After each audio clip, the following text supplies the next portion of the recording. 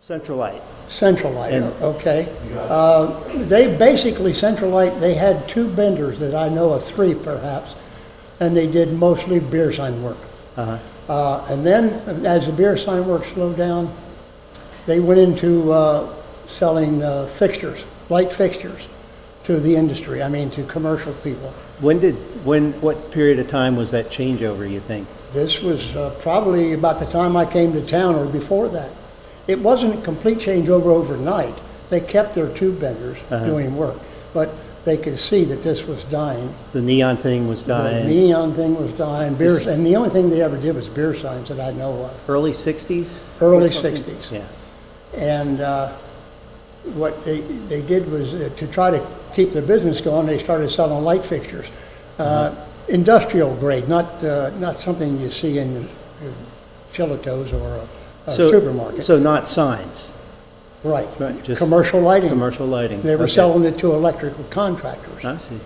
And and I don't know when they finally closed up, but it was, and then they got into nice lighting for in-homes and so on and so forth, and had a big display shop out in close to Mason.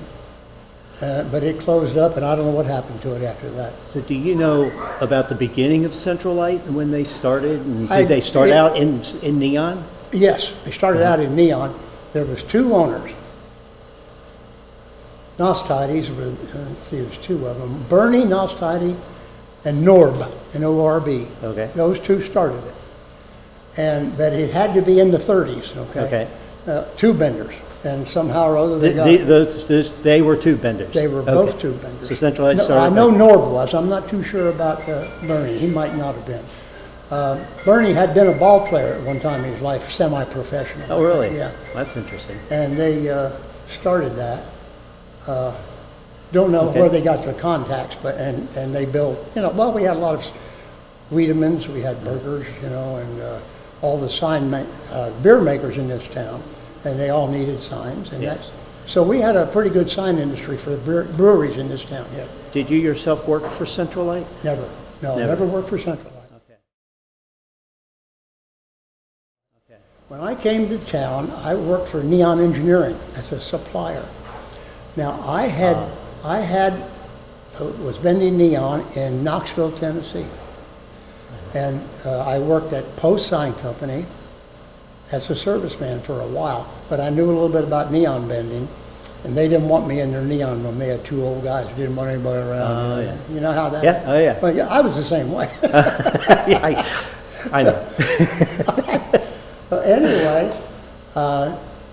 Anyway, myself and two other guys that worked at Post Sign Company decided we were going to start our own company called Neon Service Company, and that was in Knoxville. And one guy was Taylor Jackson. He was the sheet metal installer, the hands-on guy, painter, everything.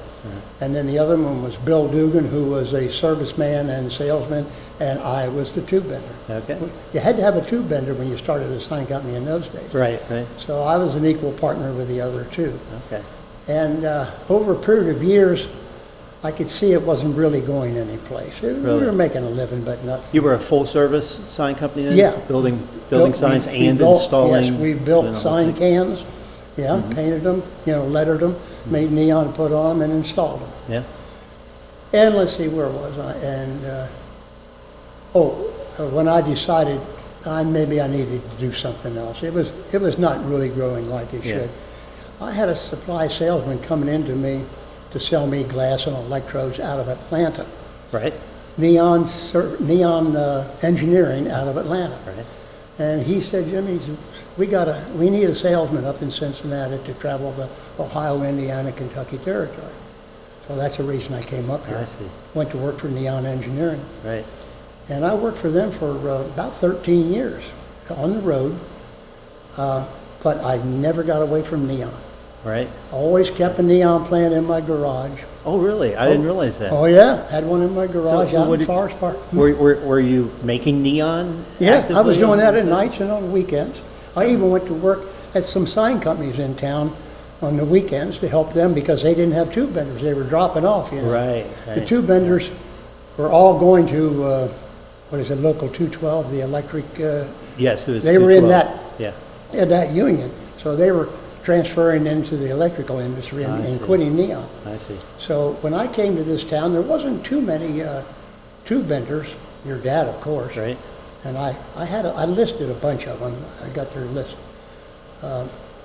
But I could always keep my hand in neon by doing work for sign companies on the side. I wasn't Yeah. supposed to do that, so don't, you know. Well, yeah, I guess you were competing with some of your customers. Absolutely I Yeah. was, there's no question. Because you were selling neon tubing Neon and supplies to them, electrodes yeah. and things. Yeah. But I would go into their shop. I went into Triangle Sign Company and worked for them on the weekends. Ralph Fry's Sign Company over in Newport.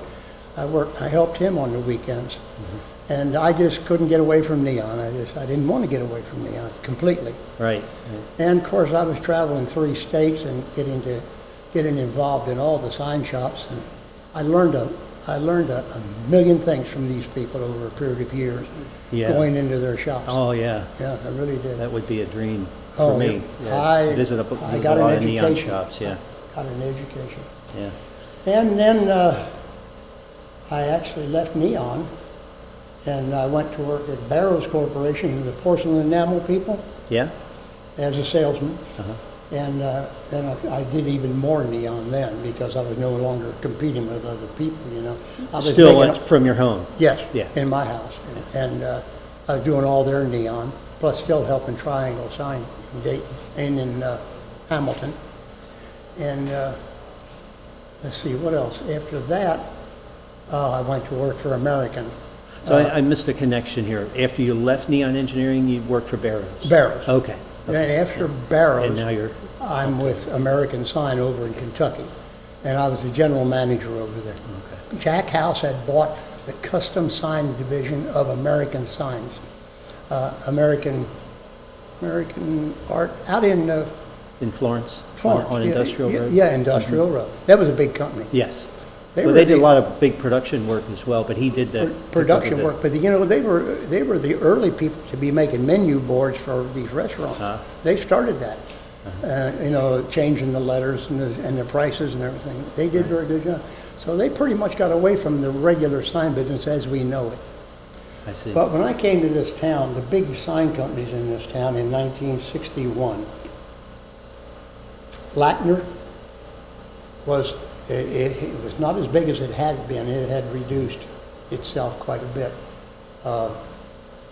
8 of the employees, or 7 or 8 of the employees that worked at Lackner bought it from George Lackner, and they operated as Lackner Sign Company. I see. Red Pape was one of the originals, and Bob Carroll. They did a lot of custom work, as did American down on State Street. They did a lot of Kroger work and an awful lot of Martinizing work. Martinizing, you know, the cleaners? The cleaners, yes. Oh, They- the dry cleaners, yeah. Yeah, they were all over the country, and they built signs and shipped them all over. And they also did all the Kroger work at that time. So they had a big sign company going down on State Street. Right.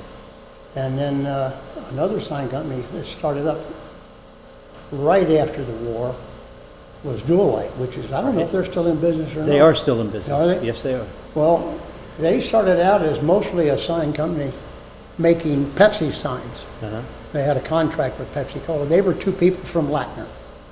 Okay. Let me think, what was, it was, Well, there was Shuby? Shuby ended up running it and owning it. Uh-huh. But, no, he didn't help start it. Okay. Matter of fact, he worked at American for a while. It was Bill Cobb and Jack Applegate started that company.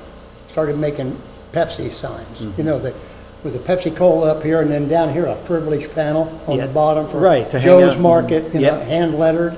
Yeah, that was real popular. Well, oh yeah. Format. Beer signs were Beer built sign, that way. yeah. Coca-Cola signs, Pepsi-Cola signs, you name them. And that's when the plastic industry started. And this was right after the war. This was not right at, we started building plastic signs even in Knoxville right after they started right after the war. I was still too young. But we didn't have any formal plastic signs. They were all corrugated. You've seen the corrugated metal? corrugated plastic? Oh, yeah, I'm sorry. Okay, corrugated plastic. That was a plastic sign. That's what custom sign companies made.